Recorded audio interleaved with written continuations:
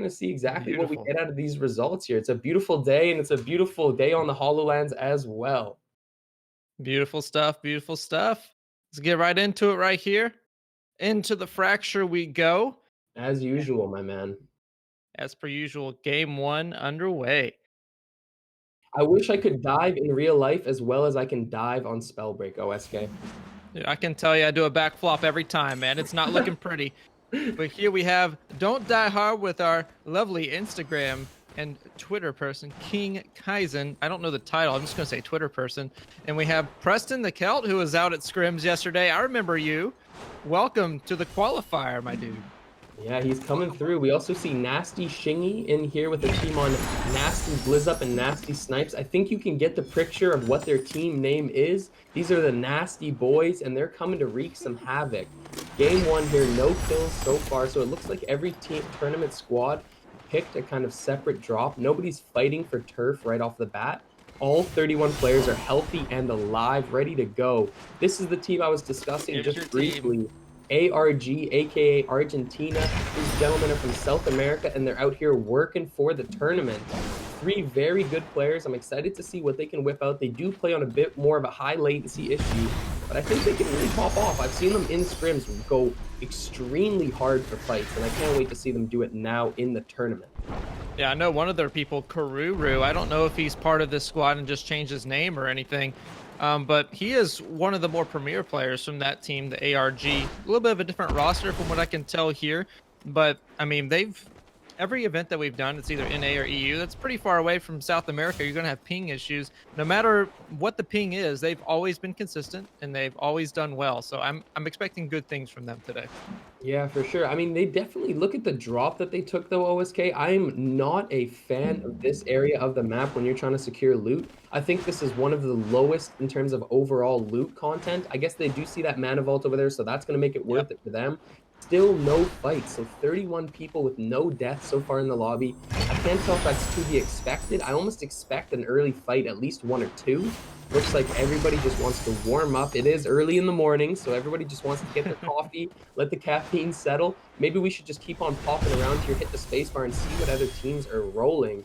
Again, though, I don't know if we're going to find much, but this, OSK, I'm glad we could get over to these three players because these three are an exciting trio. Radiance, Snowman, and Semi. We got a unit here. Snowman on his usual Tempest, Semi on the Stone Shaper, and Radiance rocking the Toxicologist. This is going to be such a cool trio considering Snowman's expertise on Tempest. He's definitely going to be trying to show off here. Yeah, it's a lot of variety from that team here. We were predicting that it was going to be a bunch of Pyromancers, a bunch of Toxies, and of course a bunch of Stone Shapers. How could you not run that third one? But we have a Tempest player on this one. I'm wanting to see. It looks like he has sort of a close range build going on. I'm wondering if he's going to pick up a Frost and try to land some big snipes from the skies. But looking at the rest of his team, looks like they're decently looted, and they're going to start rotating into that first little circle, I think, pretty soon. They're looking pretty good. Again, not a single death so far. OSK, we are going to get the Clash of the Titans when this first circle finally does close. You can't avoid a fight forever in BR. You can hide, you can loot, you can rotate, but at the end of the day, you're going to have to pick that fight. So Radiance, Snowman, and Semi are going to just be rolling through right now, like you said, but the fight will not be stalled for too long. Maybe we will keep popping around X just so you can see the rest of the tournament here. Silent Kill. This is a nice this is one that I actually forgot. Yeah, I thought they were actually playing in the next qualifier, so it's really exciting to see them out here in qualifier number 1. You have Enderon Slayer covering for the third spot on Silent Kill. Enderon, known for his Frostborn snipes and Frostborn play, decided to play the Pyro. So OSK, they're not running Toxicologist here.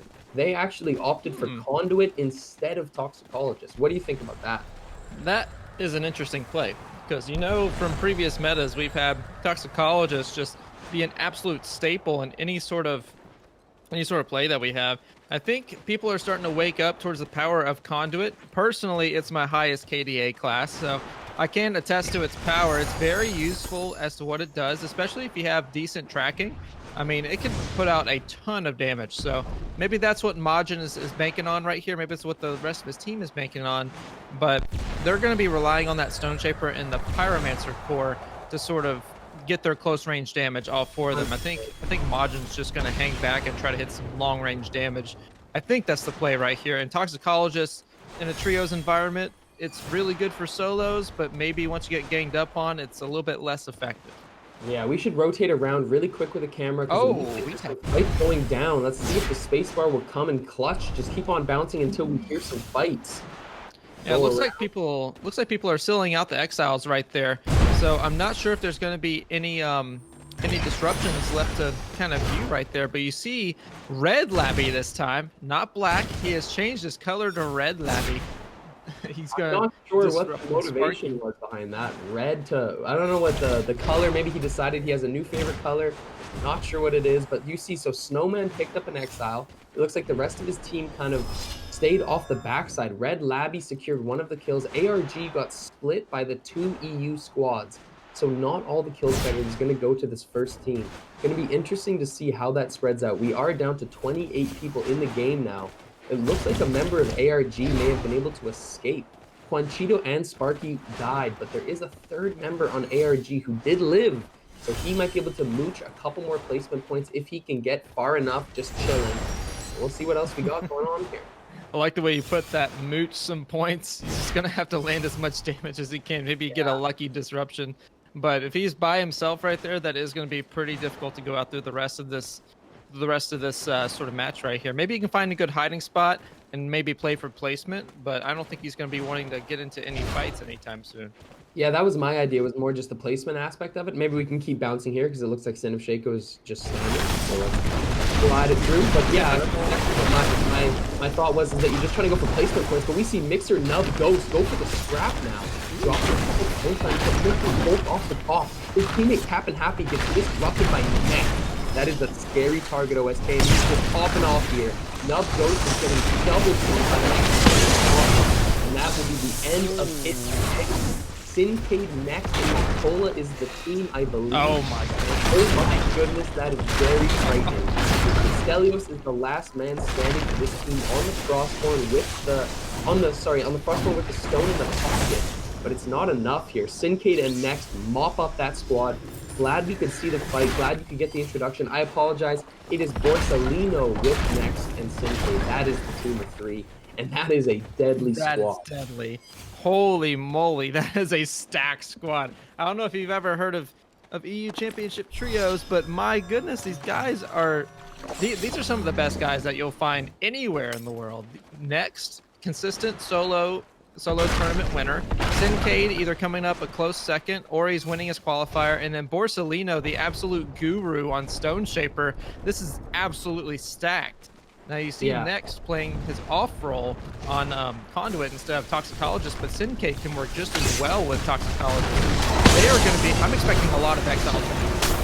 And I told you, man, he's out here to play. Syncade has at least 3 disruptions and still out that third exile right here. Oh my goodness. The absolute burst potential of this man is insane. Syncade on the Toxicologist. Did you see that long-range outbreak slap that he hit to secure the kill off the Snowman? Borsalino holds down the FP and secures it off the Snowman, but it looks like Syncade is now chasing. This is exactly what we were talking about, having some of the best EU players on one squad. The coordination is there, and look at the mechanics.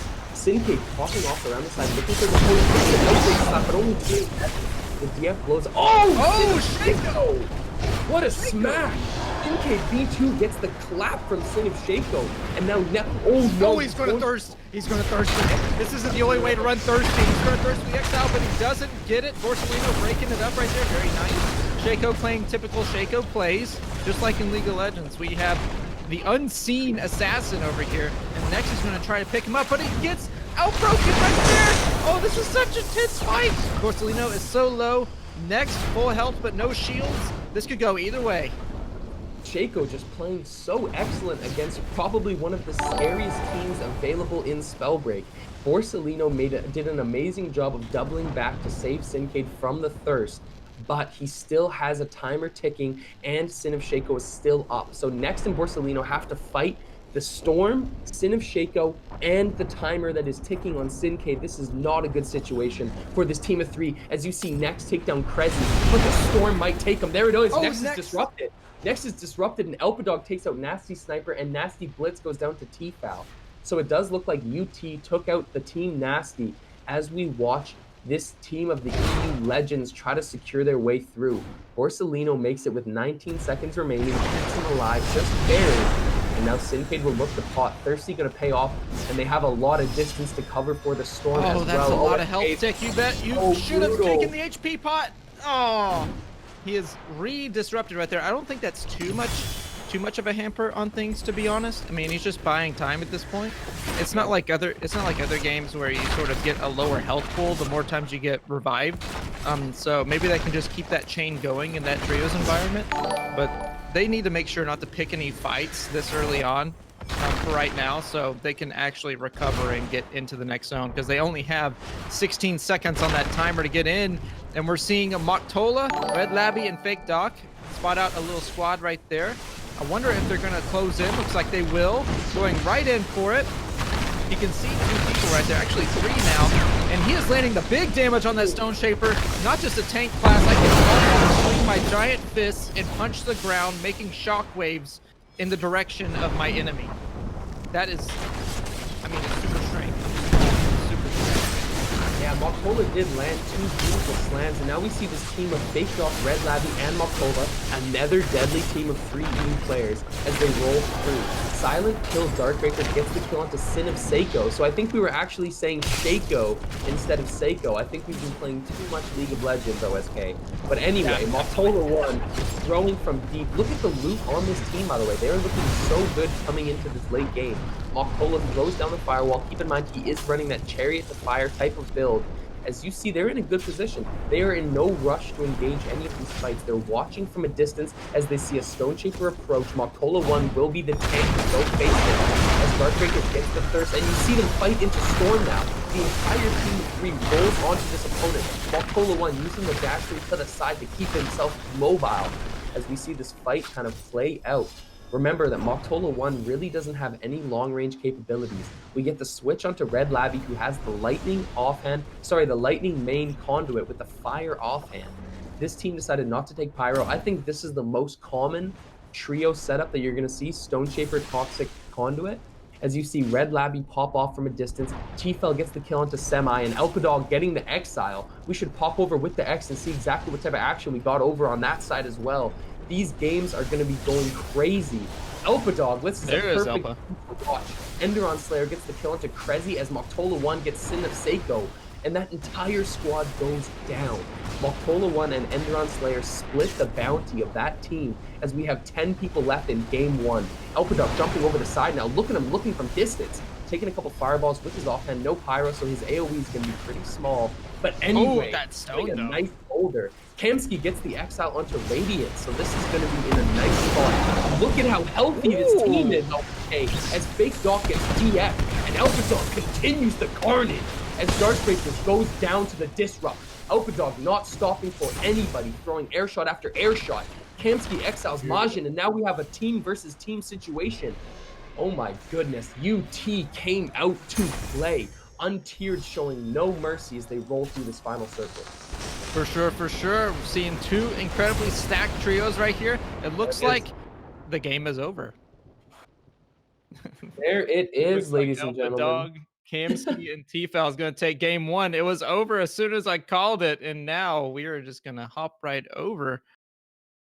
Game 1 is over. What do you think about that? Well, that was just a surgical performance from UT. I mean, they were just so healthy going into that last final fight. I think they were just honestly, due to their mechanics as well, I don't think any team stood a chance in that final situation. When I'm looking at the replay with a delay right now, you see that all 3 members were completely full HP with 9 people left. You know how hard it is to compete with that as another unit fighting off a third party? Team UT took care of business, OSK. Absolutely, absolutely. You can definitely see the amount of talent on their team. I mean, Elpadog, staple Stone Shaper, Kamsky, arguably the best competitive player who's ever touched the game, And then you also have Tfal, the most consistent trios player that we've ever seen here in Element. It's absolutely stacked. And again, I'm expecting great things from them. Yeah, And that is a game one's deadly, proving that. deadly team. I just want to give a quick shout out to Abler and Beliche for the raids. Hey, we appreciate you, gentlemen. Hello. Welcome. Hey, I Raid hope you me had a some good stream. more. Anyway, so coming into game two, again, these games, the first three are going to be played on NA. So UT will still have that little bit of latency advantage coming into game two. I expect to see them perform in a similar manner. What I'm excited to see OSK is the drop situation. One of my favorite thing about trios events like this is that you can really strategize over your drops and try to. So let's say that last game you picked a spot, and as we saw, there was no early fights. Maybe now a team says, okay, I got rolled. I'm going to try to drop on top of a team now and just roll the dice. We might see some of that come out in game two, and I'm kind of expecting it. Yeah, I would imagine if anyone's going to do it, that it would be Elpadog's squad. I mean, Kamsky, we know, is one of the more aggressive players in this game. And for that matter, I guess next would be as well, but we are on we are on NA for right now. It's going to be interesting to see, oh, am I going to go for the red portal or am I going to go for the yellow portal? I want to see sort of what those sorts of strategies are going to be, because I mean, when you're in a trios game, every sort of concentration of power and concentration of teams are going to be a little bit more clumped. So in a solos, it's going to be more spread out. In trios, it's going to be a little bit more clumped. So if you get into a fight, there's actually a little bit of a less chance that you're going to get third partied. So the early the early fights are going to be actually pretty effective with little risk. Yeah, I agree. And it just comes down to team play on those early fights. You have to just focus off targets, Yeah. considering nobody's got much to work with. It's just about pure coordination, like you were saying. I am expecting to see some early fights, though. I was shocked that we had 31 people until the first circle. That was not what I was expecting from game one. Usually, people come out of the gate extremely aggressive. Looks like people are playing a little bit slower going in, but we are just about to drop in for game two, and let's see what we got here. Yeah, and you also got to think, like we said much earlier, it's also the time of day. It's the early morning for some of us over here. And I can tell you now, me personally, it takes me at least 5 hours to get warmed up for a single game of competitive Spellbreak. So maybe they're just like dipping their toes in the water. Maybe they just need to get that warm up. But now we're in game two. The warm up should be done. You've already sat through a tournament, or a tournament game rather. And now we're going to head right in. Game number two is ours. Game number two is live for certain. As you see, we are just jumping through the fracture, quick barrel roll, backflip, front flip, Misty 500 as we get into this. Back to Don't Die Hard. He seems to be the default spectate. Oh, quickly gonna switch over here. Oh, bit of a spectator. Let's hopefully we stick through it, and we made it. Kamsky is Yes. gonna be the one that we see. I had a quick heart attack. You might see the player cards over in the corner there. This bug is a What very what occasional is in that? spectator. This I've happens never every seen once in a while with the spectator. Remember, ladies and gentlemen, we are running this on a closed beta build. Shout out to Proletariat regardless. Very few issues proceed, but this is going to be one of them. We hope you can stick with it as we see Kamsky get the loot. So UT won game one pretty clean. And now we're going to see if they can do a repeat action. They actually landed Fort Halcyon uncontested. This is possibly why they start with such a hot start every single time, because you get so much good loot in that Halcyon spot.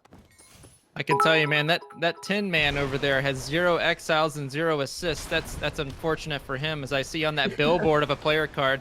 Um, this is exactly what I was expecting from KMC's squad right here. We predicted that they were going to play aggressive, and it looks like they're getting right into it right here. Tfal getting the first disruption onto Captain Happy. Beautiful billboard to the left of my screen right there, and Kamsky is going to take out Stelios as well.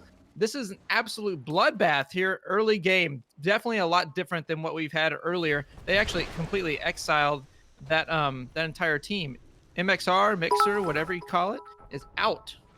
Yeah, that is going to be the end of that squad. So UT will pick up the first kills in this game two, already off to a hot start, playing aggressive, like you said. So it looks like the Fort Halcyon drop did not just guarantee loot, but it guaranteed an early scrap, something that they were probably looking for coming into it. 28 people left now in game two. Maybe we keep on bouncing through here, as it looks like Kamsky and the squad is just going to be getting looted and getting a little bit better on top of his scrolls. That is now a big issue with trying to make sure you got your reading done, make sure you get your pre-course readings. We got the team Nasty here. They did get out pretty early in game two. It was an unfortunate situation, but we're hoping to see them kind of turn it around here in game two. They're coming through, all three of them on the classes. Interestingly enough, OSK, they're running Pyrotoxicologist Stone Shaper. So they're deciding to stay away from the conduit build and just run the Pyro instead. Yeah, and as you can see in our beautiful advertisement, everyone subscribe to Zen860. This is top tier marketing quality right here. And Nasty is just kind of looking to loot up a little bit, not finding too much action. Maybe we bounce around and get a little bit more action involved because I am asleep right now and I need to be woken up by the sound of fireballs. We have Sin of Seiko, by the way, not Shaco. I play too much League. And looks like Cressy. And also, wait a minute. Hold on. We weren't wrong. Sin of Shaco and Sin of Psycho. I was right. I told you I was right. Yes. Oh, they're on the same team. They're just got very Yes. similar names. Interesting for sure. Don't know Definitely what the throwing me. motivation is there behind having a matching username, but they got it going. They got it going. So we're gonna keep on bouncing around. Maybe hit the space bar. Maybe if we're lucky, we'll get another view of those beautiful player cards that just can't seem to go away. They want to stick around. They want to show off. There they are. Just a little bit of corner here. We see King Kaizen, no belt. Unfortunately enough, that is not intentional considering he does not have recklessness. He is just unintentionally soft and squishy. 100 HP is all he's going to have to work with as we keep on bouncing here. Definitely not a lot of fights happening earlier, though. Oh, but Sin of Shaco looks like might be changing your mind right here because he is going right in. And I knew that was his name. I thought I wasn't crazy. He is going right, trying to land those long range fireballs, but no pyromancer on his class, so he doesn't get the increased radius. He's just going to be looking to play some just conduit things around here, recharging that rune, getting a little bit of flight advantage right there. Hopefully, you can go right into that house, raid that house, get in, loot it just a little bit. But he is kind of put himself in a bit of a awkward situation right here. He forced himself directly into the middle of that trios and he eats a ton of damage for it. Maybe he wants to think about that one a little bit. Just going to back off and heal. We can see Cressy and Sin of Seiko just kind of stay back like you should in this sort of situation. Shaco, I'm going to have so much trouble differentiating those. He is going to have to back off and just reset. Seiko going down to Sincade. Oh my goodness, what a squad to roll up on. This is not what you want in this early of a game. Yeah, so now we know who they're fighting, and now it's even worse. I didn't know who it was, but to see that it's Sincade and the boys, you need to clear out. You are not going to be able to pick up Seiko. You have to get out of here, Shaco. This is not the move you want, as Cressy looks like he's just going to go for it. Sin of Shaco gets sniped hard from across the map, and now he's going to try to go for the reset. Lightning coming over the top side of the hill, but Shaco has no potions, no nothing, just going to try to make a play. He's getting lasered. Sin of Seiko, his teammate, gets exiled. Sincade holding down the F key and finishing him off. This is definitely where Shaco needs to just leave. You are not going to be able to recover your teammate, and in fact, you costed yourself your life. Stuff. Unlucky. He actually rolled over into a different team, flying into UT. Tfal picks up a free kill for doing very little there, as Moktola 1 kills himself with a tornado and Fake Doc kills himself with fire. Not sure exactly what happened there, but both players will be going down to a disrupt. We'll see if the Exile follows suit, but for now they are just chilling in orb form. Look at UT though, OSK. They are doing so good in terms of loot and scrolls. Definitely. Everyone's an Epic gamer on their squad. They have that equipment. They've spent their money at the Epic Games Store, and they have all purples except for Elpa, who has the legendary amulet right there. So they are sitting quite pretty. They also have some Epic gauntlets and Epic runes as well. And I just want to point out, we saw Tfal land those lightning shots onto, forget his name already. I have a short memory. Sin of Shaco. There we go. That was actually really impressive. Really impressive tracking. He landed 5 straight lightning shots, so definitely nothing to scoff at there. And now we're just going to see him rotate towards that beautiful Zen 860 ad. Maybe not going towards Halcyon, maybe just circling around. But I want to see if we can find some more action around here because I am starved for it. We have Borsalino rotating in as well. This team Nasty also getting in, but they are outside the zone. I wonder if they got caught in a fight. It looks like Nasty Snipes is actually pretty low on health. They might have just got out of one. I want to see what they're going to follow up into. Yeah, I'm not sure, but it looks like Nasty Shingy also has a kill. So maybe they picked up a straggler, got a disrupt or something, or maybe just picked a random fight with no result. Nonetheless, Team Nasty is going to have to try to roll through the storm. You see that Shingy is the one at the back. Pyro, Toxic, Stone is the three. So all three of these players looking ready to go. Loot could use a bit of work, but I feel like they feel confident enough to pick this fight as we keep on bouncing over to Team ARG, who is also in the storm. But now we see a fight just in time to watch Preston the Ooh. Celt go down to silent kill. So Majin, Darkbreakers, and Enderon, all three players picking up a kill of their own. One exile on each, and now you see Don't Die Hard goes down to that F key. Boulder flying out over the top, but there's no actual fights coming through. Just a tornado to throw them off a little bit. Oh, I'm sorry, there's the big bow energy coming through. I couldn't help myself. But I want to point out, Enderon also running the Thirsty. Nice snipe, by the way. He's running Yeah. all the big pots and maybe looking to heal his team as well as himself. Gets right in, and now exiled by the Darkbreakers, picks up that kill for his team right there. Very nicely done. So that's another exile to their team right there. Hopefully they can turn to their left right here and get a few more snipes. Yeah, so Tea Time to Leak goes down to Darkbreakers. Enderon put down most of that damage, but Darkbreakers managed to throw a couple wind shears in there to secure the kill, I guess is what we're going to say, as Enderon rotates through. And like you said, OSK, they are trying to find who was shooting at them earlier. They feel good enough to pick this fight going back to back. Now Enderon using that firewall once again, Shadow Step off cooldown, see it burn. And maybe we just hit the space bars. I feel like these players are now just going to be rotating. Not much going on. Wait, we do see a fight. Perfect Oh, timing. oh, we No, it did. bounced over too We did far. at one point, Keep but on rotating. that's okay. We'll see it in the kill feed. It's only one person. We see Red Labby getting the hiding strats right there. Hopefully we didn't reveal Look at his. this. OSK, Syncade's team is about to roll up unknowingly into that fight we just saw. Here on this camera. Oh, switch back, switch back.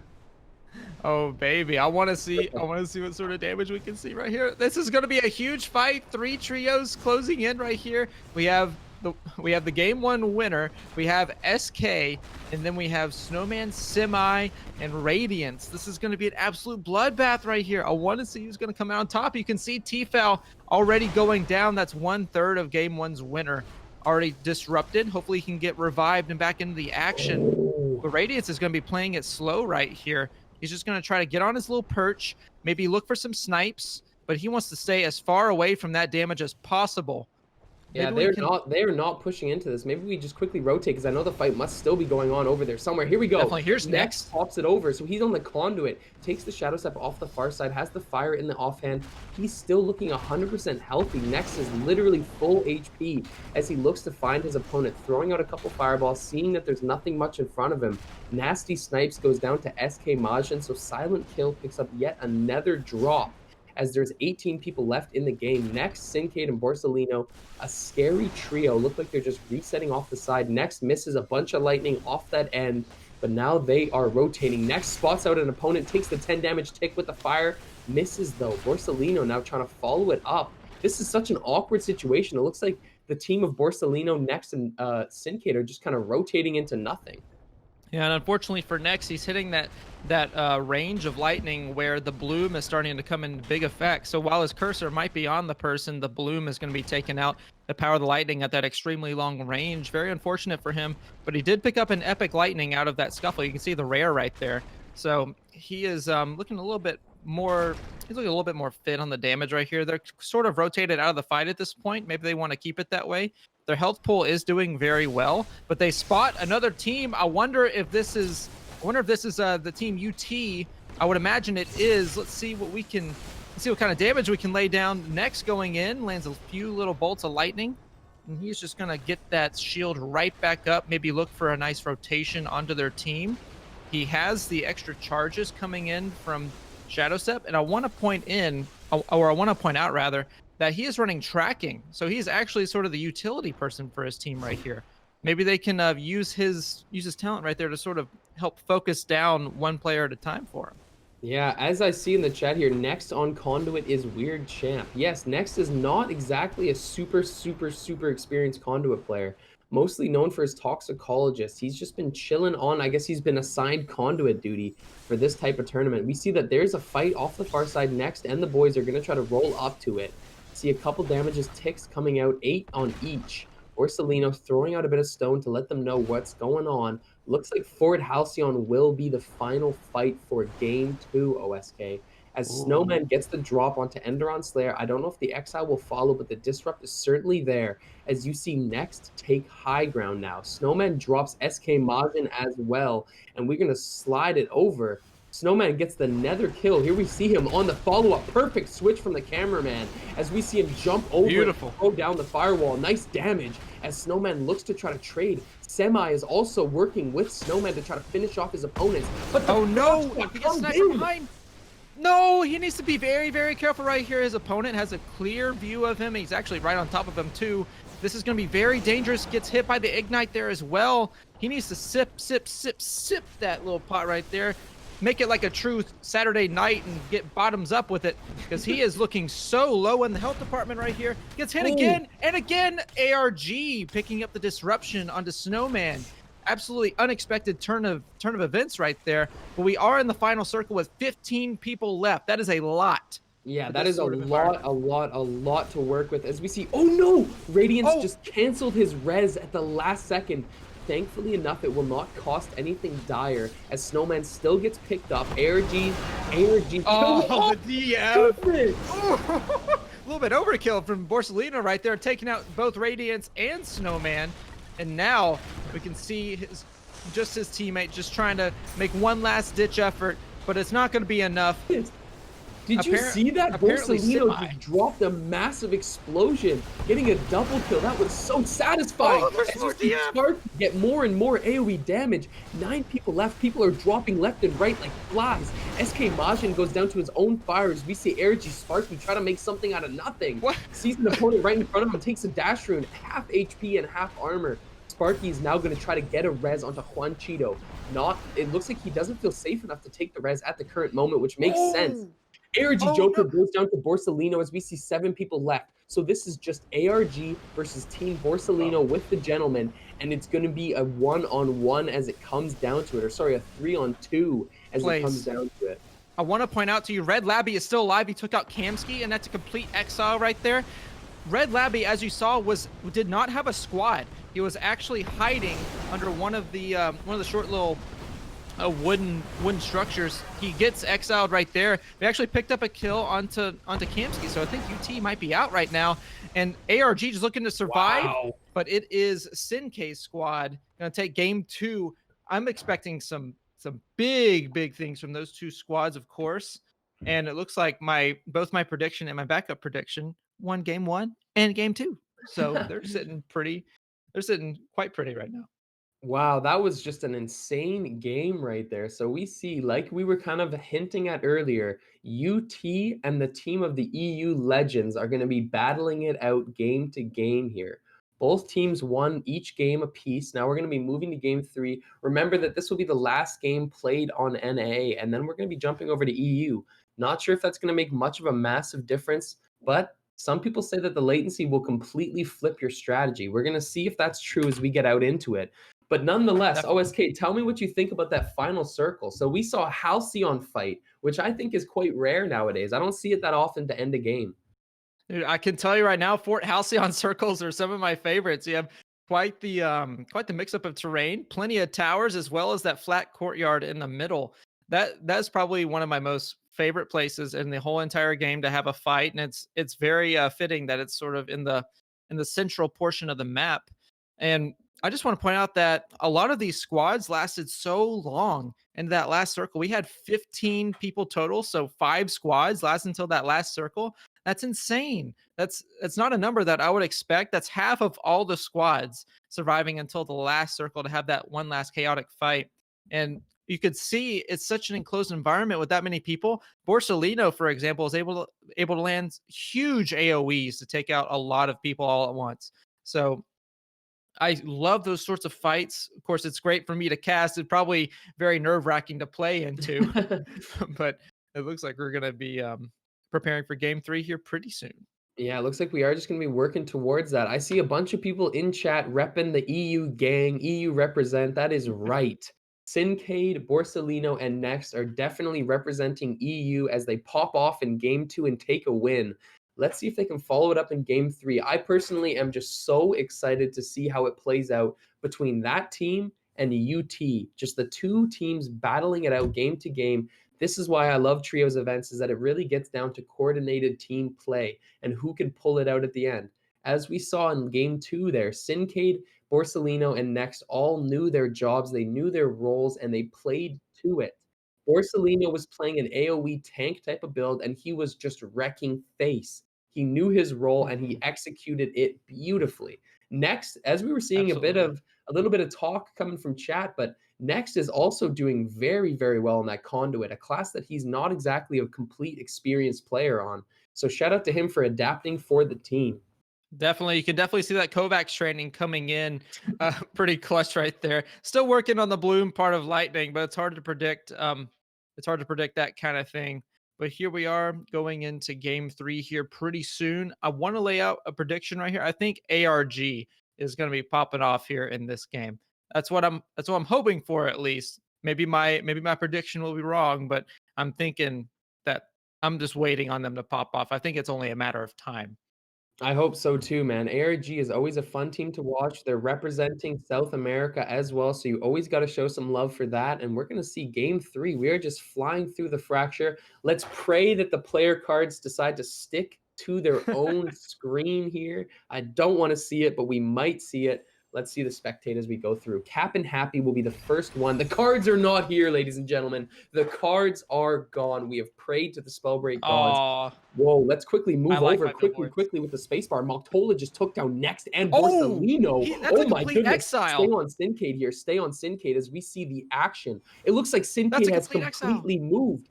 OSK, we just saw an upset in game 3. I can't, but out of Oh, any of the results I could have guessed to start, I did not assume that Next and Borsellino would be taken out. Ladies and gentlemen, I hope you can wow. feel the shock waves of that takedown right there. That is absolutely huge. And not only is that a denial from them going later into the game, that's our if Senke doesn't last very long, that's the trios team going out and close to last place. That is not something that you want to. That's definitely not something you want to see this early on, especially when no one has their final builds out yet. It's not exactly a favorable fight for anybody. And we can see that Next and Borsellino just go down so early. Sincade's still trying to loot up. He's not quite there just yet. And with this early in the game, I'm not sure if that first zone, it looks like it did come in. So he does have Vanishing Mists. But without Outbreak, he's going to be playing it very careful right here. Just a 1v3 situation is going to be almost impossible without it. Yeah, for sure, for sure. But I mean, just to reflect on that, Moktola just popped off. You see in these competitive scenarios that the person who can really stay clutch and make a play will be remembered for it. Moktola will certainly be remembered for that play, wiping two of the best players on the server at the beginning of the game. That is monumental right now. I would love to hear Tfal, Kamsky, and Elpadog's comms when they saw that kill at the start, OSK. I bet they were so happy to see Next and Borsellino get taken out early. They were probably screaming for joy as they are the top competitors to try to fight them for their scorecard. Kamsky on the Toxicologist, we know he is so deadly, and he's just going to roll through. Already has his Shadow Step, already's got a couple items that he needs. And we're going to see a bit of a mid-game transition. 30 people left here. Yeah, let's see. Let's see. So we have Stelios right here, Elpa Dog, Red Labby, quite the stacked lobby, of course, and SK looking like they're Oh, getting into some action right here. The Darkbreakers, very premier player from NA right here. I want to see if he can pick up maybe at least one exile in this game. I think he's going to be doing pretty well. Too bad he can't shockwave a down player, but he's going to be looking to just go for the thirst and the exile. He's not running thirsty, but this man is drinking all the sips, and he is going to take out, looks like, Radiance right there, and Majin with Semi. yeah, So so it looks they're like looking two pretty other good. very, very good EU players are going to get killed early in game 3. This game 3 has not been won for EU. I mean, considering last game was so good for them, it's unfortunate to see this type of start. Nonetheless, we still do have 3 more games on EU for them to come out and represent, show us what they got, and I'm excited to see. I'm so confident in their play.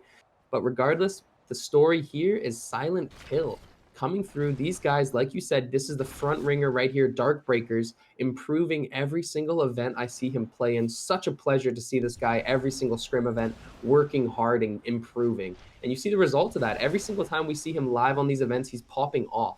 as we see them roll through. Maybe we do just bounce around with the spacebar though and see what else we got in store. Yeah, let's see. We got Don't Die Hard right here, only dying softly. We see Fake Doc get a disruption off to Sif Aziz.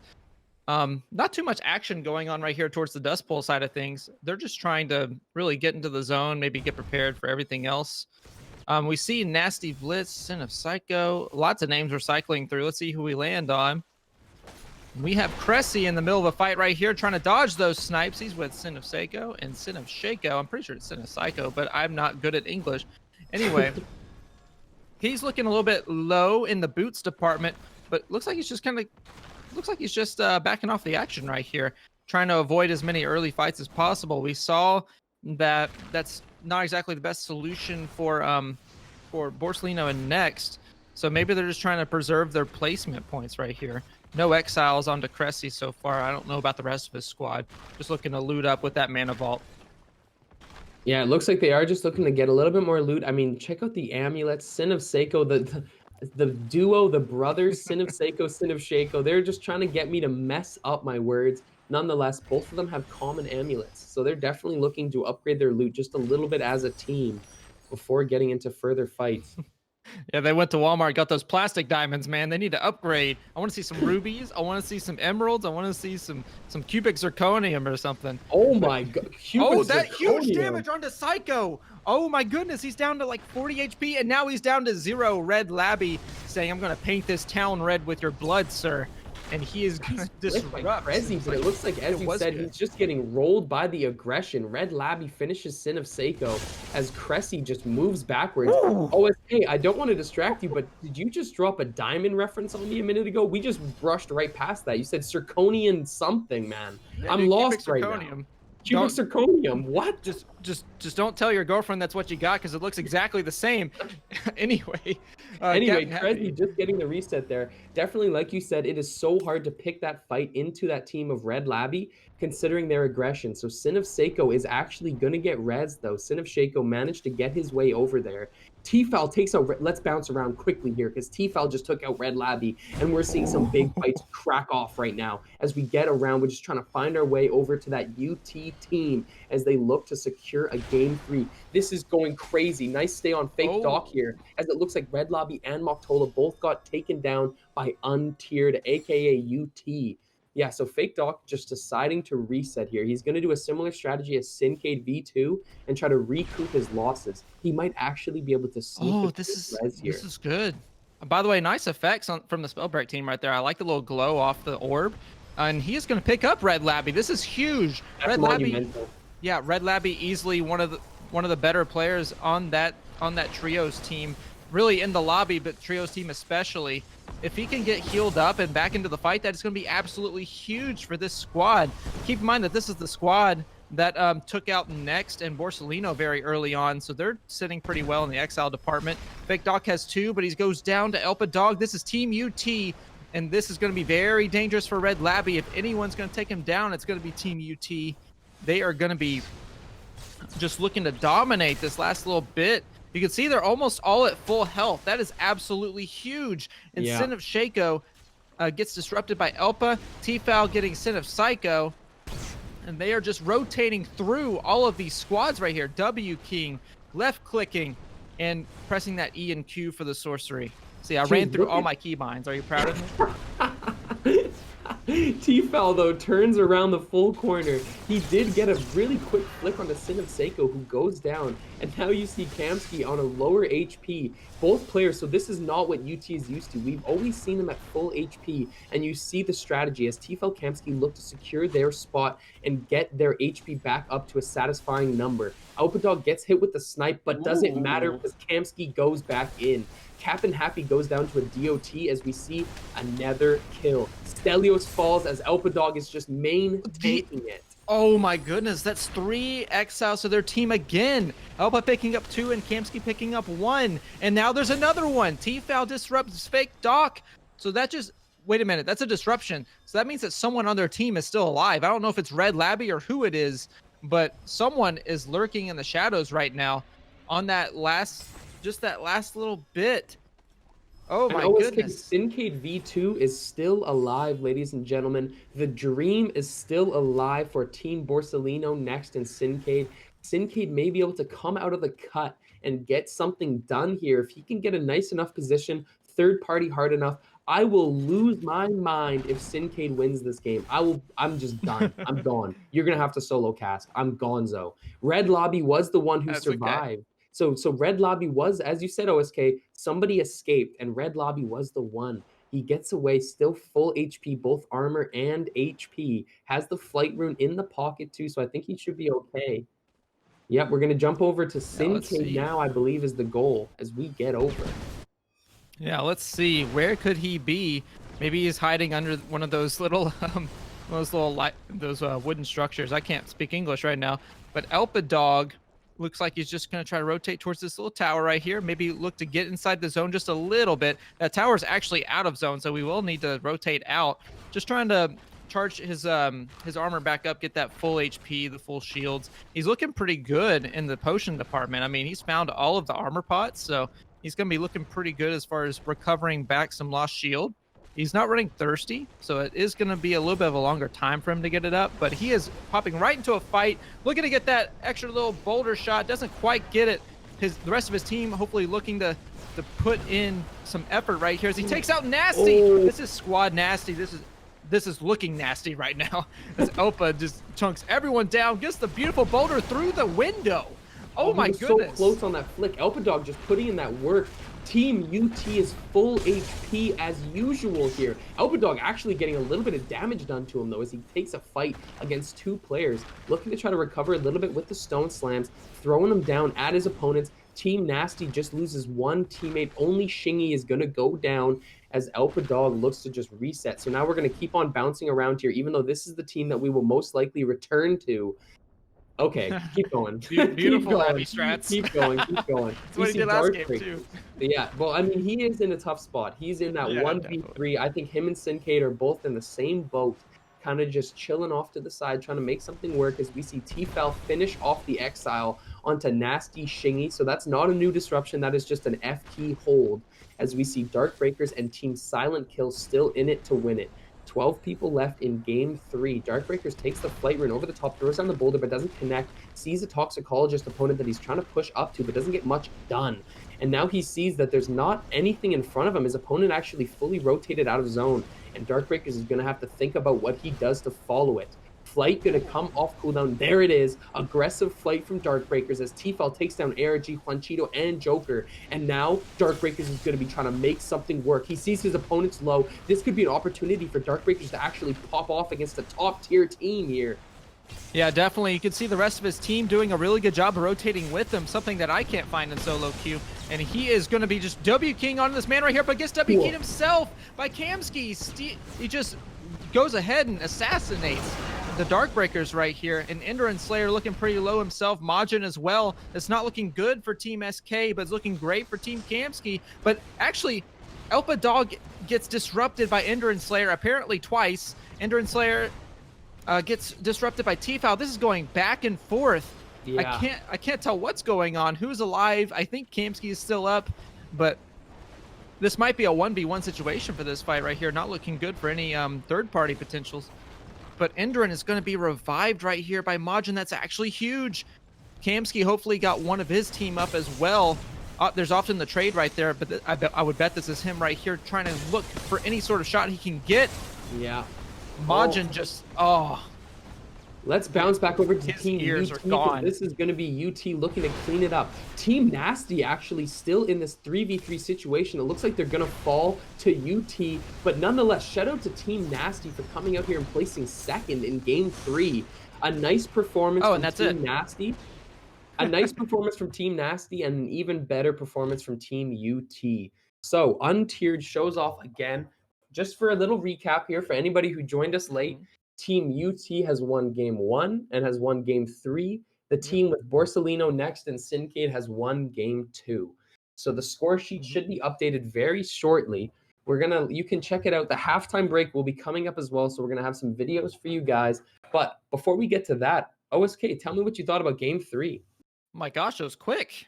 That was one of the fastest games as far as trios that I've been a part of for a while. That thing didn't last longer than 15 minutes, and I think it just goes to show how aggressive these teams are playing, especially on the part of UT and that team of Borsellino, Next, and Sincade. They are just looking for blood out here. They are not wasting any time with their sorts of plays out here. And you saw UT winning game one, game three. It's going to be huge for them, and also the EU boys winning game two, the two teams that I've expected to do the best. Unfortunately, we didn't have ARG in that conversation for game three, um, but they are sitting very, very pretty right now, doing just as much as they can to sort of boost their scores, and they are doing absolutely fantastic. I'm very proud of Absolutely, what they're doing. absolutely fantastic for sure. I'm glad that I made a bet on them right there. But Yeah. as I hear, halftime is ready to go. So we're going to bounce over. Should be about a 14-minute break. Again, massive shout out to Nikolai Hexside for helping us out so much with these Mhm. assets. Jovan as well has made all the beautiful transitions that you see. So make sure if you guys ever need any graphic work or anything like that, please consider those types of people because they do some amazing, amazing work. Thank you again, ladies and gentlemen. We're going to bounce over to halftime. And remember to join Element if you haven't already.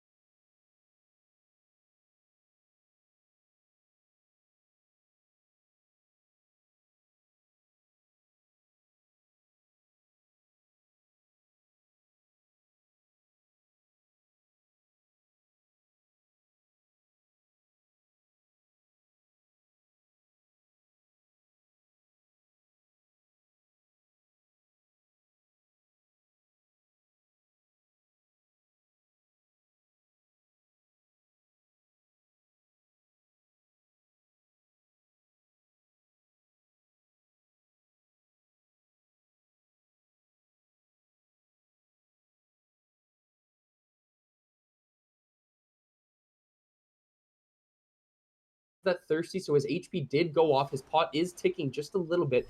Borsalino got the drop onto Red Labby, and now we see Next is already down, so Borsalino is trying to make up for that work, trying to throw it down, but Sincade just goes for the big DF. Oh Actually, no! disrupts his Oh own teammate. no!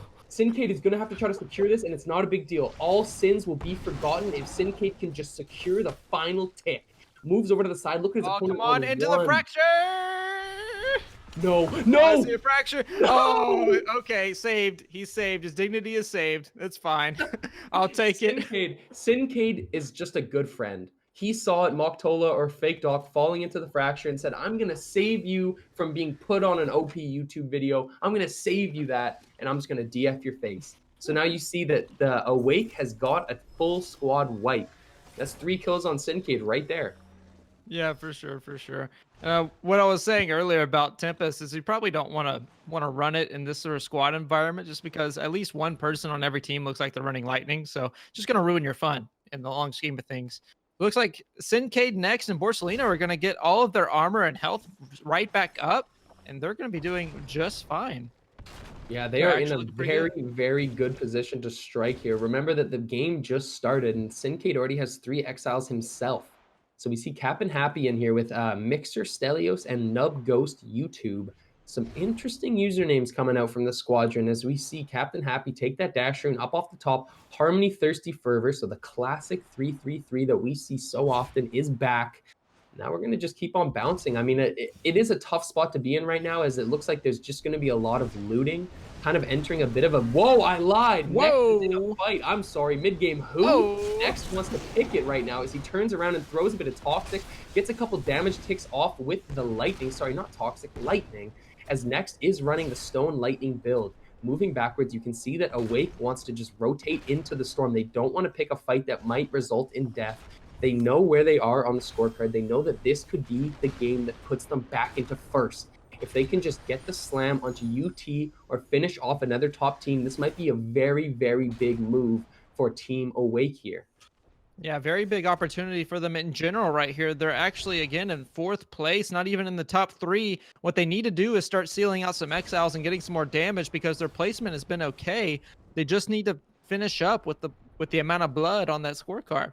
We Yeah, can see 100%. the Darkbreakers take out Joker right there from ARG, and Kamsky finding a disruption onto Semi. Oh, nice. And nice here we camera go, change. SK. We get over the Dark Breakers now.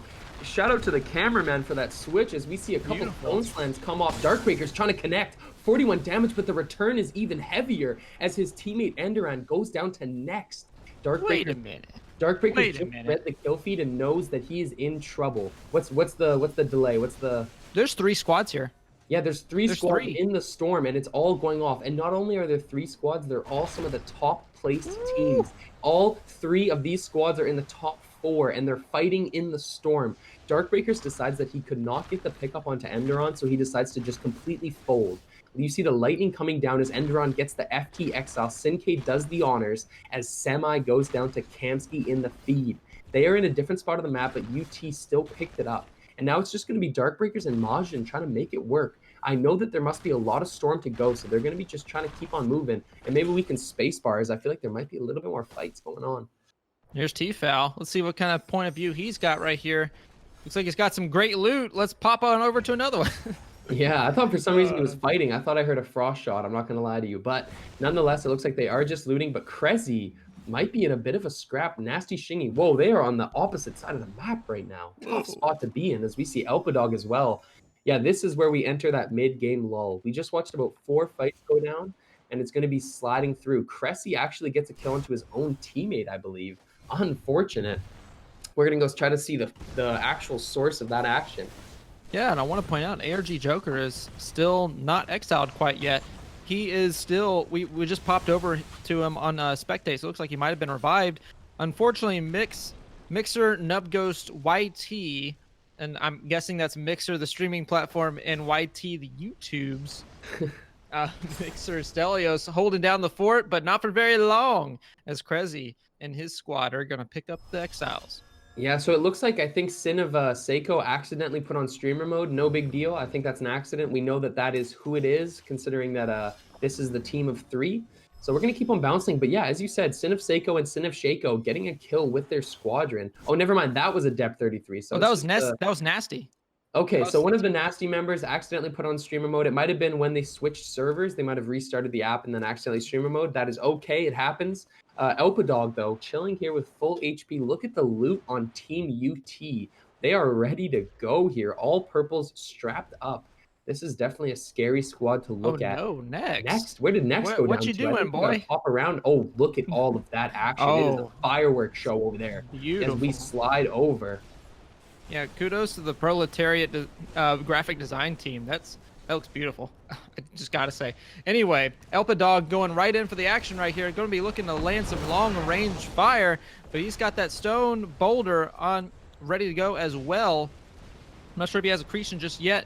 I don't think he would, but he is just sort of wandering the lands around here. Doesn't quite know where to go, trying to follow this orb that leads to nowhere. Just kidding. It leads to that man right there, and he is next on the exile list. Sin of Psycho is going to go down to Elpadog. Maybe Look get at thirsted all of that as well. damage. Oh, With look that at the fervor triple stacked on the showcase. fireballs, Elpadog just is able to dish out damage so quick on the trade. Now you see that he's into another fight. Look at all the loot Oh, and loot. around as well. Elpadog has Oh, just got his the own pick loot. of what he gets. Kamsky finishes Krezi as you see another opponent roll off to the side, so Elpadog is going to try to secure that kill as well. It is a Keymaster. Look at the boulder come down. Elpadog, nice little bit of defense with some Oh, Elpa's getting outclassed a little bit early right there. That Keymaster's putting in some work. Looks like Elpa's going to have to fall back to the rest of his team right here and say, hey, there's this Chandelier out here. He's really good. He's really good at Spellbreak. I need some help. And also getting that legendary stone that might have been the actual goal right there from that exchange. Yeah, I think as well, though, that Elpadog kind of noticed that his team wasn't really backing him up in that 1v1. And if you have a 3-on-1 situation, there's no reason to just take the 1-on-1 when you can wait for T-Fel to come back you up. Sin of Psycho gonna go down. Sin of Shaco was the last one to die.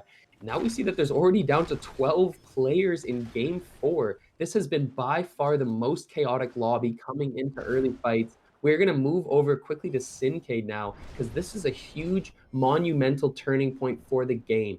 If Team Awake can take a 1v1 or take a 3v3 versus UT, it will drastically change how this turns out. We're over to ARG Joker, who's now fighting with his team.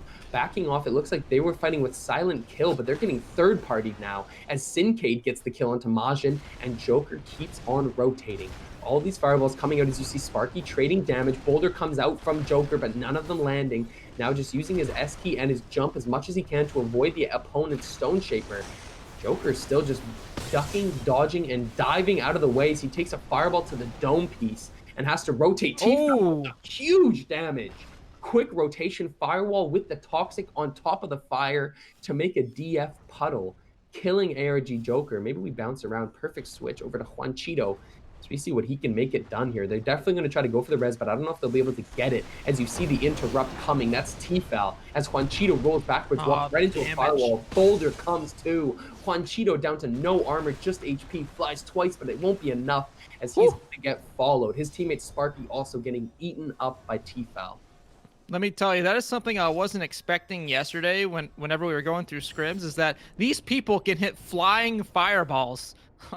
Yeah. Oh, quickly, we need to bounce over to about. Sincade and that team as it looks like they're fighting with Elpadog. This is the moment we've been waiting for. This is the moment we've been waiting for. Is UT versus Team Awake. Awake needs to make a statement right now. They need to wipe UT off the map and take this game 2 to bring themselves back into contention for first place. You see that Elpadog has already been exiled, actually. So Team Awake is going to have a nice little start to this engagement.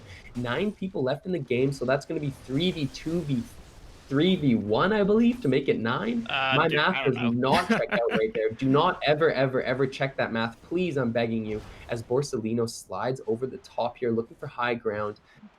Firestone, Chariot to Fire type of build. As you can see their targets. This is such an ideal position for Awake. Look at this OSK. I like that boulder. There's some nice boulders right here. And we got T-Fel over here trying to dodge every bit of them. Looks like, again, Elpadog is exiled. Hopefully he can get rotated right around the zone. It is closing pretty quickly, so he's not going to have a lot of cover right there. That ridge will no longer be his. maybe he can rotate towards that mountain, try to get a little bit of high ground for his conduit play, or maybe even that tower. He just pinged it right there. That tower is going to be a saving grace. If he can just make it over there, that'll be very, very good for him. And there it is. Beautiful tower, but he abandons it. He's going to go for this man tucked in the corner. Let's see what he can do. I'm not sure. I'm not sure the strategy as far as positioning right here. Maybe he's just rotating just willy-nilly. I'm not sure. But he is eating quite a bit of damage. And that Oh zone no. hurts so much. But Oh, he the recovery. miscalculated his timing there and takes an extra storm tick. T-Fel in trouble now. Kamsky's the one who's getting 3v1 on the other side. As you see T-Fel trying to fight off another squad. That's going to be Team Awake rotating onto the backside. T-Fel's boxed in, throws the DF explosion, but gets hit with a frost shot. T-Fel down to 38 HP and getting pressed. Team Awake is ruthless in their pursuit of this game. Borsellino takes down Snowman, who was the remaining single player. He was on his own after his teammates got exiled, so now it's a 2v3 to end the game. T-Fel jumps over the far side, misses his air shot, gets the front damage to tick, but the storm and the lightning will follow. T-Fel down to 33, Sincade finishes it off. Now it's just a Kamsky 1v3. I don't know if he can do it. It's too much damage. Nah, definitely not. Team Awake, Team Awake taking game 4 right there. That's a very, very big moment in terms of the scorecards overall. Oh, I'm excited to see how that reflects in the total score count. Still 2 games to remain. So you have another 2 shots to take back that first place if it's been given up. If not, then you have more chances to try to make it work. But nonetheless, Team Awake having a clinical dissection of that game 4. Yeah, two very important plays in that last little exchange that really affected that outcome. You see the early exile onto Elpadog. That's absolutely huge to put the number one team into a 2v3 disadvantage. And then just the confusing misplay by T-Foul to try to rotate around towards that zone, taking two 30 HP ticks from the zone, just absolutely put them so far behind. And you saw it right there in that game, just absolutely costed them. And I don't care how good of a player you are, if you're in a comp lobby 1v3, you are not pulling that out. So Sincade next, Borsellino doing very good job, kind of whittling down their numbers one by one and absolutely capitalizing on those mistakes that Team UT made. Excellent Yeah, first place finish. and definitely a good point you made there about capitalizing on mistakes. It's very hard to find mistakes when you're playing against T-Fel, Kamsky, and Elpadog, but people as talented as Sincade, Borsellino, and Next can make it work. I love watching those guys play individually. Put them on a team of 3, and it gets me even more excited. I am so hyped to see the final result. Remember, 2 games remain. Only 2 matches of Spellbreak are going to decide today's winner. Qualifier number 1 in the Arsenal tournament. Remember, if you have any feedback about our system, about how we run this tournament, feel free to leave it in the Element feedback channel. We're always looking for more advice, and we're going to be getting into it very soon here. Do you have any predictions for Game 5? Do you think Awake will take Game 5 as well, or do you think UT will be able to rally? You know, I think that last little match was a prime example of UT kind of shooting themselves in the foot. I think it's going to be a lot more even on these next 2 games. I think UT has a pretty decent chance to win first. And honestly, it would be kind of a toss up on my in my mind as between who's going to win between next Borsellino and Sincade, and then Kamsky, Elpadog, and T-Foul. Both are really talented teams. We've seen so far that UT is the more consistent one, but they are just coming from NA into EU. But I think they're a little bit more even than that last match led us to believe. All I can So say between is those that two. in my head, OSK, the situation that I'm dreaming of is we get into game 6. Both teams, UT and Awake, are very close, and we get a 3v3 to end game 6 and end the qualifier. That would make me a happy man if we could get it. I would just love to see that type of intensity. We're going to see game 5 will be the set the stage moment. Who can really build up that scorecard to put it through? And then we're going to see what we can really get at the end of qualifier number 1. These games have been going so fast. Yeah, absolutely. And another team I want to keep just in the back of your mind here, we have SK. They got taken out just a little bit earlier than I would have liked, but if they can sort of last these last 2 games, they can play for placement. They're already good at exiles, but if they can sort of master that placement sort of game, then if they can get an early kill on the UT, that would be absolutely huge, as they were in second place at halftime, and I have no doubt that they can take out Borsellino next and Sinkei given the right situation. So I think they're a team to definitely keep track of. They're doing pretty well in the exile and damage department, and I think they're going to be a little bit more relevant than what we're leading on to believe. I agree. I think Silent Kill is just a team that always sneaks up on us on these events. We're so used to these players that we've been seeing for a year now. Players like Next, we've been spectating his games for over a year. But to watch players like the Darkbreakers make a headway into this competitive community and really start laying some work, it's really encouraging to see. I know how hard those gentlemen work in scrims, and to see Silent Kill out here playing super hard and playing well, it's just very encouraging. We're about to get into game 5 here. Remember, 2 games remain before we find out our winner for qualifier number 1. We're about to get into it, OSK. We are about to get into it. Let me ask you a quick question, Absolutely. OSK. What Yeah. What's up? class would you play if we were on an Arsenal team? What class would you take? If we were on Arsenal team, this is very interesting. So anyone who knows me knows that I am a diehard toxicologist main, but if it was an Arsenal team where I have 2 teammates, I would honestly go conduit.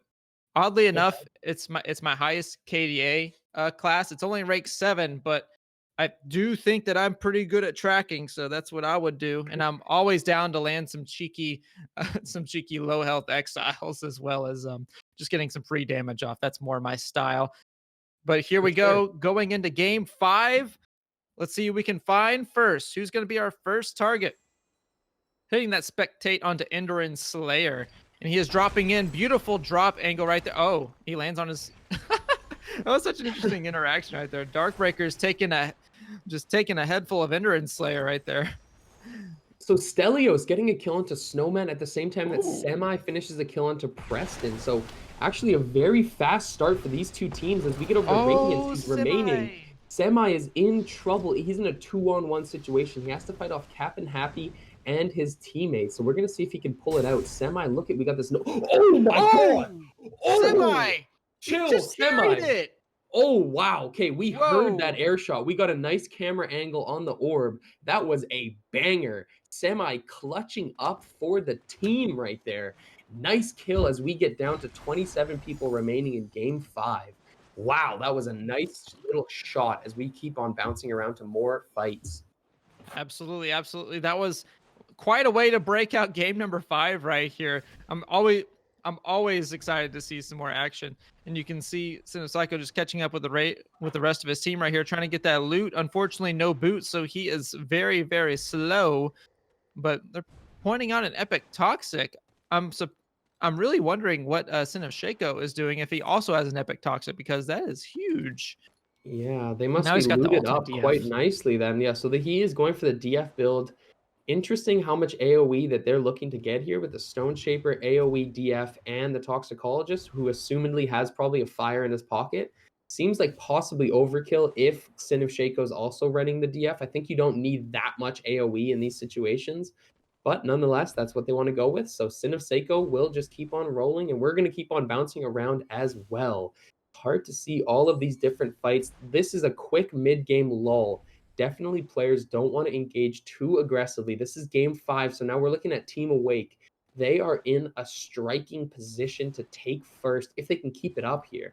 And that's why I think we're going to see a little bit of a slower pace to this first start of game 5. We know that Team Awake needs a certain score set to get through. We know that UT needs to hold their belt. So both teams are going to make sure that they're set before they fight. As we see maybe Next possibly getting into a bit of an engagement. See him up in the front right there. But looks like Yeah. nothing coming out of it. Just more loot. They did land in the middle of the desert, so they're just looking for an oasis. Yeah, I'm not sure what kind of place this is. The desert has nothing in it. Maybe, and definitely no action either. Maybe we can swap around and see what kind of action we can find. Next isn't even losing health right now, so I don't think he's in an engagement. Nasty also. Oh, they're actually going to run into them. They're actually going to run into Next and his team. Just if they just move a little bit further east, that's all they need to do. Come on, creep over there. I want to see the action. I want I to see want to it, but see it so bad, they're not gonna do it. OSK. I'm begging for Oh, them they're to not gonna rotate, but it do looks it. like they're smarter. Also, shout out to the skin that Nasty Shingy has on. I absolutely love that flat top one. It's clean. I think it's going to be the one I select when I finish tutorial, but I still haven't really decided yet. So many options. But nonetheless, we're going to keep on bouncing. As you said, Team Nasty had a really good game the other day, the other match here in game 4, coming through, and game 3 as well, placing second. So maybe they can get an upset. Maybe they can change it up and show us what it really looks like as they bring it out. We're seeing Kamsky chilling as well. T-Fell low on the armor. I'm not sure what happened with that engagement. Maybe a bit of Yeah, not sure. self-damage, but it looks like the Epics are still up in Fort Halcyon, which is shocking to me. Yeah, for sure. I mean, I don't think they looted this place quite yet because they're just rolling through the epic loot right now. So that means no one dropped here. No one is dropping Fort Halcyon in any of these games. That's an absolute treasure trove of loot. That's very surprising. I guess they're favoring safety over actually getting competent loot. I'm not really sure why no one's popped over here yet. Usually you have at least one. But maybe they're taking notice of sort of the patterns of Kamsky's team of UT, and Yeah, then UT using that sort of knowledge, like, hey, maybe they're tracking us. Maybe they think that we're gonna drop Halcyon. We'll drop somewhere else, get a little looted, and then just get the icing on the cake later. yeah, for sure. They're just doing a more strategical way of looting through. You see Don't Die Hard coming through with that double stacked invis, runic fluency, no middle talent. Love the vital stone build. This is theory crafting, ladies and gentlemen. Looks like Don't Die Hard had his Excel spreadsheet up, Oh, Red Labby. crunching the numbers right there. Red Labby. I don't like to see that in the kill feed. What's going on over there? We're going to go bounce What over is and going see if on we with can Red get Labby? to it. This will be enough. Snowman should be on the squad with. Oh no, this is a completely Oh, different team as it looks like they're going to go down as well. The HP just barely ticking as they finish the exile into red. Whoa! oh, Fake Doc fake hit the dog. fadeaway from deep, coming in right up. Woo! But Fake Nice. Dog goes down to Radiance right there. So not able to clean up that squad. Very, very scuffed interaction right there. But Yeah. Snowman, Semi, and Radiance somehow make it out of that completely intact. They just need to find some health pots like they have and just get chugging. Now let's go ahead and bounce around, see if we can find some more action inside the zone this time. We have SK Majin, and they are getting some exiles, definitely boosting that score up just like they need to do. We explained their win condition earlier. We see Endurin Slayer taking out ARG Joker and Majin taking out ARG One Cheeto. So very nice start for them. Yeah, very nice start indeed. So SK Majin coming through. Elpadog gets a kill into Nasty Shingy. So it looks like our dreams finally came true. UT did end up running into Team Nasty. And here's a little bit of an angle. Nasty Snipes goes over the top. He's so low as Nasty Blizz goes down to Ooh. T-Ball. Ooh. Oh, Snipes is at 1 Ah. HP. And Elpadog just says, come here, my man. Give me that loot. So now Elpadog sees that there is an opponent actually looking for him, throwing a couple boulders his way, but Elpadog just peels out of the fight completely. And now it looks like they are completely healthy. This is the theme with UT. Every time we jump over to the camera angle, they are completely full HP, full armor, full everything. And I think that's a real key to their success. There's no slacking. They're always making sure they're full tick as Elpadog looks to jump up right into the action, gets hit with a fireball in the back of the head, and now has his flight run off cooldown, misses the boulder crucially, and now Elpadog is in a bad spot as 19 people are left in this game, and Elpadog's trying to make that number get smaller. Kamsky finishes a pot for himself and jumps into the action, joining with the Toxic Slap. Lands a little bit, but not enough as Elpadog is still getting pressed. T-Fel takes out Krezzy, and now they know that UT is in it for the win, as T-Fel also gets Sin of Seiko, and now our friend Sin of Shaco is going to be the final target. Yeah, this is beautiful stuff right here. Elpa is not missing. Well, he missed that one and that one. I'm just kidding. He misses everything. The Elpa is just putting in some work. T-Foul finishing it off. Excellent 3 exiles. They are going to be using those amount of points to just stay on top. It's hard to kind of come back. It's hard to kind of come back even from second place with a team like this because you know that they can be aggressive and you know that they are very good at sealing out their exiles one at a time. So it's going to be quite the task if you can sort of climb up that ladder. I believe that this team is going to have quite a bit of cushion going into the last 2 games. Yeah, and getting yourself a cushion is actually such a crucial element of playing out 6 games in these tournaments. getting yourself up far enough that you can comfortably play your style. The second that you're in a position that you have to modify your gameplay to make up or to recover a score difference, the second that you have to shift your own play, you're in trouble. You want to be the one dictating the opponent's play. UT is in that position right now where they still hold first place, but one more loss, one more first place from Team Awake, and we might see that hegemony flip over into the point where Syncade is dictating these points. It's interesting. It's an interesting dynamic for sure. Yeah, and you see, just building off of your point there, Next is so used to doing that himself. He'll get so far ahead in that solo tournament by playing on EU, and then he just plays passively the rest of the time, only going for exiles when he absolutely needs to. So it's definitely an effective strategy. Unfortunately, he's not in that situation right now. He's looking to get into that situation, trying to land a Frost Knight. Doesn't quite connect for him. Maybe the second one. I'm not sure if he can even see anybody, to be honest. It's so Oh, far he's out. still firing from deep. He's just shooting at the clouds of Shadow Step. As he actually, that was a really cool moment. We are going to keep on moving and finding new players, but that was a cool thing you saw Sinkei do, picking up the Frost just to take a couple shots and then dropping it again to move on with the rest of his team. Really, really cool little interaction you see from an experienced player who's making some moves. Now we see the rest as T-File doesn't look like they're in a direct fight. It looks like they're just kind of waiting for the engagement itself. And now we see, look at the crouch. Ooh, T-Foul just making these Ooh. moves. I love watching this team, UT, play. And just, I try to picture the comms that I'm hearing or that I'm seeing, the calls that they're making. And it's just unreal. I don't know the detail that they're putting into it, but their coordination is on point. As T-Foul drops down to quickly eat up another scroll. T-Foul rocking focused mana. Popular choice with Conduit due to that huge damage boost it gives you as T-Foul looks to pop some shots over the top of the hill here.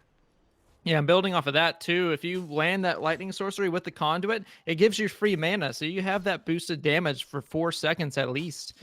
So he's going to be looking to utilize that. I'm not sure in what situation he's going to be able to use it very effectively in a trios match, but I'm sure he'll find a way. Again, this is the #1 team in the standings so far. So I'm sure he'll find a way to make everything he's doing find some use. Right now, he's just holding down the center of the circle. Very effective strategy, both in this game and in others. And he's just gonna try to sort of gauge who's gonna be coming in from the zone right here and just guarding his little position right here. He's in probably the best spot he could be in. Yeah, this is actually a very ideal spot. Look at the storm in the top corner of the map. You can see that they are actually dead center in the middle. We are going to move over and actually find the direct fight, but expect them to just hold that position until end game. Preston the Celt now moving over with that Toxicologist burst, trying to slide over and find a new opponent. Remember that there's 13 people left in this game 5 scenario as King Kaizen gets traded on. He's low HP. His vital stone has been popped. Look at it go. The beautiful gold glow of King Kaizen as Preston the Celt also gets pressed. Hitting Oh the, no. oh, that is just so much damage from Oh. Semi. I have to say, OSK, Semi has been impressing me today. He has been on one. We saw at the beginning of this game when he hit the air shot to finish off a clutch squad wipe to save his team. And now we see him capitalizing on another jump. So shout out to Semi showing off the mechanics here as Snowman finishes the exile onto Preston. And we might see the conclusion of a squad wipe. Q Radiance now jumping over the side on that Toxicologist. So he does have Shadow Step stacked up for that outbreak damage as well. And we're going to see exactly what we got in the final. Yeah, for sure. Q Radiance is in a very good spot right here. Him and his team with Semi and Snowman. Full HP, almost completely full shields. He's going to be rotating onto Team UT, though. This is going to be an incredibly definitive situation right here. He's going to need to win this fight if he has any sort of hope into getting into late game. I would think that zone is going to be closing in here about 15 seconds, so that tower is actually going to be out of the zone. He's doing a good job of rotating with his team into the latter part of the zone, into that kind of wedge formation. Yeah, He's not actually running into too much trouble right here, which is very surprising. I would expect someone to be guarding this mountain right here. It's high ground. It's got a little bit of a ridge. You can definitely make some use, just firing shots and then ducking down, getting some free health pots up. But no one's over here. This is a great spot for him. Yeah, this is a really, really good spot for especially just the level that Semi is playing on right now. I think what you need to do as a team is play around Semi. At this point, you change your strategy and you say, okay, Semi is going ridiculous. What we need to do is we need to box in one with Semi and play around his damage. We see that I don't know if that's exactly what they're looking for, but they're certainly positioning around it. Q Radiance now takes the jump, double cloud dash, trying to look for an opponent. You see Semi is in the middle of an engagement. This is about to get very chaotic, very fast, OSK. 11 people left as the circle shrinks. Don't Die Hard goes down to Snowman as Q Radiance looks to Ooh, win nice Spam the finish. kill down. Good damage, but Oh, it the just blows DPF up in his though. face. Semi is going crazy as he Oh, takes out Kamsky look at that. Elbagoff. This man is Oh my on another goodness. level. Holy moly, Simi is actually popping off right here. Hopefully he can continue that streak right here. I can't exactly see his angle where exactly he is. Radiance is also putting in some work too. This man is so low that he's going up against. He must be running regeneration because that recovery is coming in very, very handy. Oh my I goodness. haven't. Next goes down to One thing. Snowman as well. This team is going crazy, leaded by Semi. Oh, And Simi! Simi filthy! gets all three. He gets Look all at the three, kill all the feed. exiles. Oh my goodness. And T-Foul actually taking out Sincade right there. Snowman on to Oh, next. Dude, this this is the is final the King team. Kaizen. This is a 2v3 situation as Semi. Oh no, it's a 2v1 as Semi and Snowman look to finish game 5. What a performance from Semi. This has got to be one of the most insane solo performances in a trio tournament I have seen. Semi just putting the team on his back in this game 5. We were talking about predictions. We were And there saying it what we is. thought would One happen in more. game 5, and nobody could have possibly thought that type of turnout. Unbelievable right there. Semi just Wow. showing us what it should look like when you're playing at a high tier level. When I saw that kill feed, 5 tags for Semi, I can't believe my eyes. He was popping off like none other in that game, OSK. Absolutely, absolutely. And it wasn't even in our conversation either. I think they were third place in the standings at halftime, and they are showing that they are also going to be going for that first place. Simi absolutely taking some exiles there. My goodness, he had all three on the team UT just then. UT with a very good placement at the end part of that match. I think they get third place out of that, but Simi is just getting the points with the exiles and the damage. Oh my god, Oh my this is gosh. anyone's game. I think this is anyone's game going into game 6. This is anyone's game, and I can't express to anybody watching how intense that environment is when you're the player, when you're the Semi in that situation, dropping air shots, the adrenaline that you experience, and the work that he just put in live on the internet. Let's give a big shout out to Semi, some GGs in the chat, because that was a show. That was a goddamn performance right there. And Yeah. we are looking for game 6 as we see what we're going to wrap it up. I got to get my heart rate down. I need to take it Whew. off a notch here, OSK. I need to crush an aspirin because this is getting down to it. Remember to check exclamation mark scores to see where your favorite team is currently placed. And we're about to get into the grand finale of the first qualifier for the Element Arsenal tournament. OSK, at this point, I don't want to make a prediction because I don't know what I'm Man, talking about. The last one I made no sense when we see how could I ever predict Semi dropping a 6 bomb at the end of the game? That is ridiculous. dude, We I come I out have no here, idea. Dude, I have no idea. I'm trying to look at the standings right here. I'm not sure if they're completely updated, so I don't want to make too much of a prediction, right? but if this is correct, I think Untiered actually has quite a bit of a lead right now Okay. with Team Awake in second place. I'm not sure if these scores are final or anything. I'm going to hold off from making any predictions, but I think the two that we were really hyping up, the two teams, especially initially, are doing pretty well. Semi, and the Darkbreakers team are also coming up in a third and fourth place. I think if that's correct now. So basically, what I'm looking from those two, Simi just needs to have a game exactly like that one. Maybe take out UT a little bit earlier than what they were able to. If they can maybe predict where they're dropping, that would be another key to victory. Also, Team Awake, they can follow that same strategy. Really, you just need to target down UT because the lead that I'm seeing so far is actually quite big. Yeah, I mean, it's one of those things in this competitive environment where you look for the first place and you look for big pop off moments, but keeping a consistent score every game will get you farther than any of those processes. If you manage to keep yourself consistently pumping out first to third place finishes with high damage, high exiles, you will be successful in these events. And that is exactly what we're seeing from UT and Team Awake. They have been consistent in their play, and we're seeing the result of that. I can't wait to see what we get out of game 6, though. At this point, I don't know what to believe. At this point, I think I'm still sleeping. It's early on the West Coast. I'm dreaming, OSK. Pinch me. Because What is right it? now, Is it we're about to 9:50? see. Yes, it is It's not even 9:50. 10 o'clock for this man. Not even 10 Get this o'clock. man And some my heart has coffee. already caved in, OSK. This is going to be a long Saturday for you, boy, as we get into game 6 coming up just in a second here. I think we should just quickly discuss as well that these qualifiers, so we're going to have the same event, same structure next week, same time. Make sure you're here for next week's qualifier as well as the finals in the week after that. You can see at the bottom when we're in game, there's the dates placed on the card, and you can just clear out your schedule and make sure you're ready to go.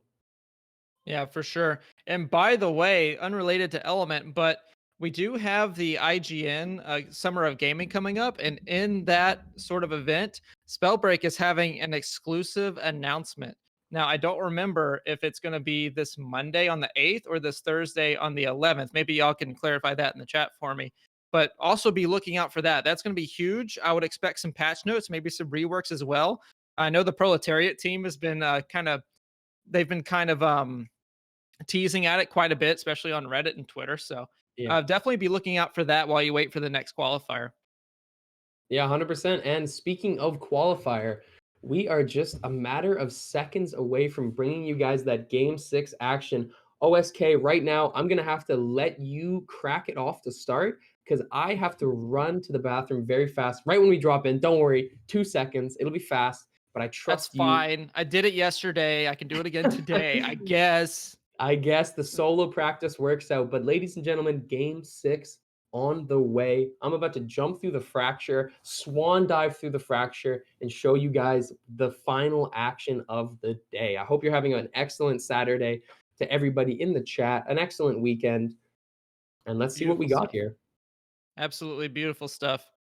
And shout outs to 10 Min XO, by the way, for being our cameraman. Absolutely phenomenal job. First time he's doing it too, which is really, really impressive on our part. It's been a pleasure by everybody working this tournament. Makes it nice and easy.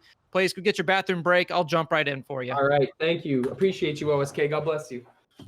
Absolutely. Now we're going to be hopping in straight in. ARGZ Sparky is our first one. We got Krezi on the mouse and keyboard as well. Not quite in the action. He landed quite a bit away from any sort of loot, oddly enough. But anyway, maybe we can bounce around, find some early game action if there is any.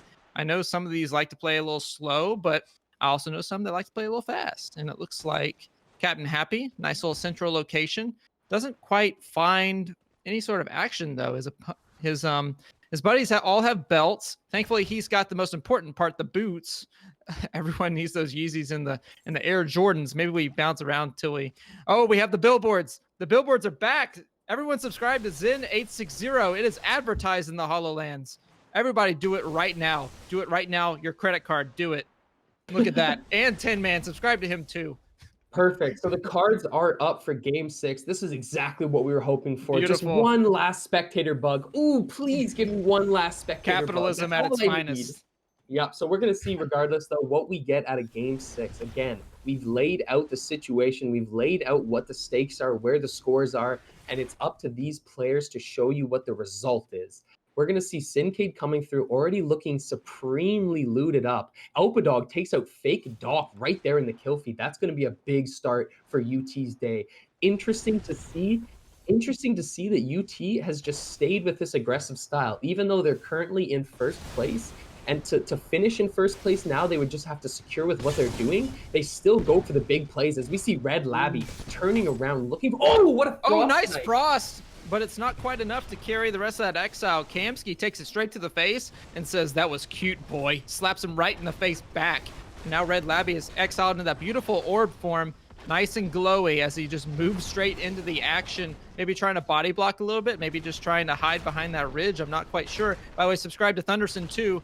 Anyway, Borsellino picking up the exile onto Preston the Celt, and Preston, I think might have just fell into the fracture to deny the loot. I'm not quite Yeah. sure what happened there. I think he went down and walked himself into the fracture, like you said, to try to prevent loot from being traded. Nonetheless, Kamsky gets another kill here, so we're just going to wait for those disrupts to time out. But for now, the team of UT has had a great start in Game 6, keeping consistent with their performance throughout today's event. They have been playing aggressive. Yeah, for sure. Now Kamsky needs to find himself some kind of healing though, because I don't think it's a secret that that is their main damage carry right here. He needs to find some sort of health. Looks like Tfal's trying to help him, but Kamsky's like, "I'll find it myself, boy." Never mind. He's gonna sip it right up, and maybe even get those armor pots as well. Yeah, so now we're going to keep on bouncing around and seeing what else we got cracking in this game. Enderon Slayer playing with his team of SK.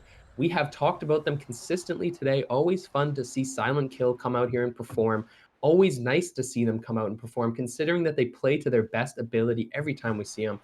26 people left. Remember, this is game 6 of the first qualifier of the Arsenal tournament. Trios tournament, class lock, and this is what you get from it. So they've decided to run Fire, Stone, Lightning. OSK, they are leaving out Toxicologist. Very, very interesting choice. Yeah, I think it's a smart one too. Toxicologist, not something that everyone can run very effectively in a trios environment. It's very high risk, high reward. As opposed to Pyro, you have that extra AoE. Stone Shaper, you have mega AoE and regeneration. And then Conduit, you can just land some shots from afar pretty easy. So with Toxicologist, the burst is good, but it's not like you get in, you get out. And in trios, it's very hard to get out. So Yeah, I I would think it's agree a with you very, on that very, one. I think I would it's agree with very, you on very that smart. one, especially like as you said, it fits to your team. So if you have a player like Next or Kamsky, then you are definitely going to run Toxicologist. But if you have somebody who's maybe not as experienced, it's a very high risk to put somebody who doesn't really know Toxicologist onto that class in this competitive environment. So we see here Semi getting a little bit low. Oh Q no. Radiance actually got exiled by Sin of Shaco. Maybe he was just a little bit overextended, but nonetheless, he is donezo. Uh oh. This is Yeah, dangerous. Semi trying to turn this fight. Look how low HP he is. Snowman backing up his friend as he throws down the lightning strike, but the range was just too short. Wind coming onto his backside now as Snowman throws down the firewall. Nice connect, but Yeah, the good damage firewall. still lands for him. Snowman, nice turn though. Gets right up in the face of Sin of Shaco, but still doesn't quite Woo! hit that air shot. 1 HP as Incentive Sin of Shaco. Shaco finishes the kill. Pretty good movement coming out of Sin of Shaco, but Semi is not done yet. Semi's armor just barely getting ticked. He's still so low and he goes Oh. down. Yeah, Well unfortunately, played. yeah, very well played by Shaco and Psycho. And Semi did all he could, but unfortunately the squad play was just a little bit too much. He'll be going out, not gonna get first place this match, but definitely qualify for the final, I would think. He's done pretty well. And if I remember correctly, he had upwards of 8 exiles in game 5. Definitely not something to scoff at all. Yeah, certainly not someone to scoff at. Sin of Shaco had a very, very good turn there, finishing off 3 kills for himself. And maybe we can bounce around here as it looks like Next got a kill onto ARG Sparky. Gonna see if Next can really follow up and finish off. I don't know if it was just because Sparky was overextended, but it looks like the rest of the team has decided not to go save him. ARG probably making the smart choice. You don't want to get knocked this early into game 6. You know that Next and Syncade are looking for some big plays, so they decide to just push backwards. But it looks like the choice is coming to them as Joker gets pushed by Next and Syncade, and his teammate Cheeto is also getting a little bit of damage Ooh. down onto him. Quick potion from ARG Joker as he decides to go completely around the backside. OSK, do you think this is the right move, just disengaging? Dude, I can tell you right now, I think mainly what he wants to do is subscribe to 10 Man XO because that advertisement's still firmly in his face. But in terms of rotation, I think this is a very smart move. Look at this ridge right here. There's no way anyone saw him go over here. Well, of course, now they know now, but that was actually pretty smart. Nice boulder collision right there, too. And not going into his fire to prevent that ignite as well. He's playing this very technically. It's very, very, very, very good gameplay. Pretty solid. Not the most aggressive, not the most passive either. Just trying to kind of stay safe without that third person on his team. Yeah, it is tougher for him. He does have to be careful considering his teammate Cheeto is getting pushed aggressively. That will be Next taking the kill for himself. And now Joker is trying to just push backwards and hold down that stone slam. Huge frost shot into his backside though as he jumps around with the dash, trying to keep that S key movement alive. But nonetheless, his teammate will get his exile finished. The F key was held down by Syncade, and Joker is going to Hmm. completely push his way out of this fight. not wanting any of that business. Now he's stuck in a 1v3 situation. Let's keep on bouncing around and seeing what the rest of the lobby is looking like. Definitely. Let's see. We got Nasty Snipes right here. His team fully healed. He's got full health, full shields. It's all good. He's running the Frostborn, oddly enough, instead of Conduit. Conduit being the more reliable source of damage, but Frostborn also able to get some nice damage if you can land that long range snipe. Pretty hard to do in a competitive lobby like this. I myself had some difficult times trying to land some snipes yesterday. But maybe Nasty Snipes, it's in the name. Maybe he can do it. I don't know. It's a very Nasty interesting choice. Snipes. I'm a big fan of the name. I like the backwards S in the nasty. Nice touch from the gentleman over on that team.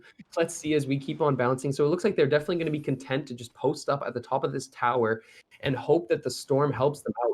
Borsalino gets the kill into ARG Joker, so that's going to be the last member of ARG going down.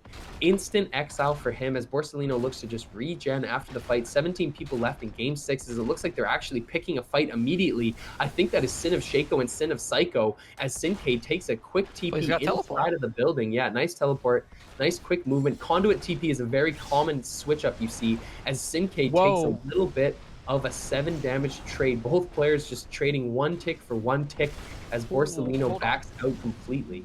Hold on a second. Next and Sincade switched roles. So Next is actually a Toxicologist, his main class, and Sincade is now playing the role of utility.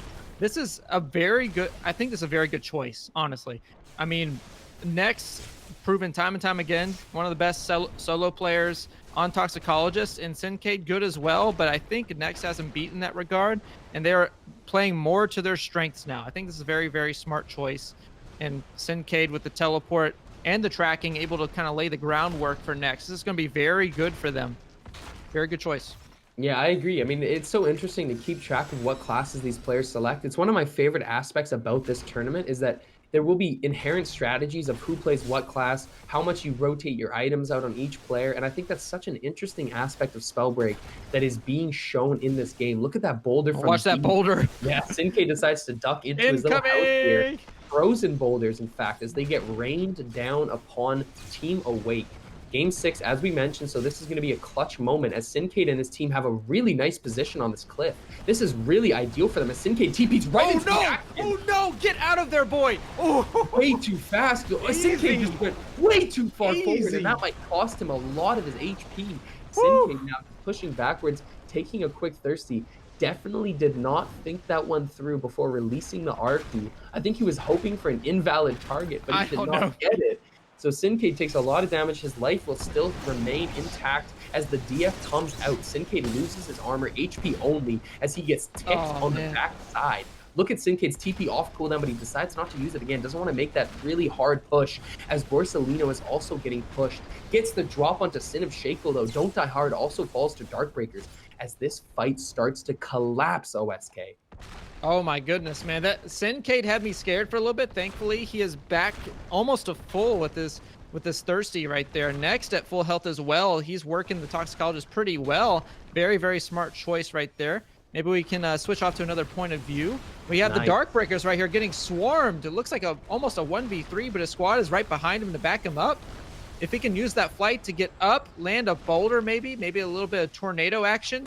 I'm not... Oh, he gets sniped in the face, though. Nice shot by that man. I don't know who it is, but he is looking straight down the barrel as he just lands this nice little boulder. He's going to be looking to kind of rotate down this mountain right here. It kind of falls off a little steeply, so you can't really use your shockwave very well. But flying into this little piece of action right here, this is just so chaotic. It's hard to follow, actually. Wait, I'm just getting a quick notification that it was Sincade's birthday yesterday, so he's out here whipping it out on a post-birthday tournament. Shout out to Sincade. Happy belated birthday, my dude. Happy 12th birthday. Oh, OSK throwing shots from the desk. A little bit much here as Darkbreakers now has to get pushed 2-on-1. Nah, dude, he's a young talent. He's a prodigy. It's a compliment, okay?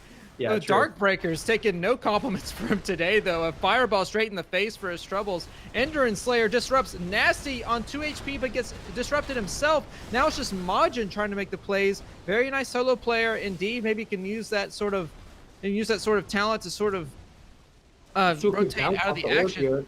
quick spacebar actually, just quickly to Woo. flick it off. I know that there must be more action. There we go. We got T-Foul on UT. 12 people left as the circle rapidly shrinks. Look at the aim trainer. T-Foul, aka Kovacs King, dropping off 10 ticks left and right. Look at the lightning damage. He is just popping Oh off. boy. I would love to see his total damage from this game as T-Foul continues to lay out the work. Full HP, full armor, full ready to go as he watches the sorceries fall. Hits an air shot for 40. This guy is going crazy right now as he turns this fight. 12 people still remain. Nobody's died, but there's Next. Oh, going there's down to Next. T-Foul. That was a kill onto Next right there. That's and huge. Syncade. Syncade is also disrupted. It's just Borsalino on that team left. They're only disrupted, though. They're not exiled. No one's been exiled quite yet. So there is still a chance for them to come back in this. Ender and Slayer, unfortunately, going to disrupt himself. I think maybe the Fracture right there. In Cressy, the same way. Kamsky getting a disruption on the Majin. There are 11 people left in this final circle, and it is quite a small one. T-Foul, Elpadog, and Kamsky, I think, are firmly in the lead at this point right here. And oh, nice. Kamsky gets a nice little tick of health right there as well. What are we sitting at here with 8 people left? It looks like Syncade will go down as well. So that is the end of Team Awake. Looks like UT has taken the lead handily as they look to finish Game 6, the final game of the day. Ladies and gentlemen, that is the conclusion of today's tournament. What a final fight we saw right there. T-Foul was such a nice angle to watch on the conduit, popping off like crazy. Going with the quick 11 tick all over the map.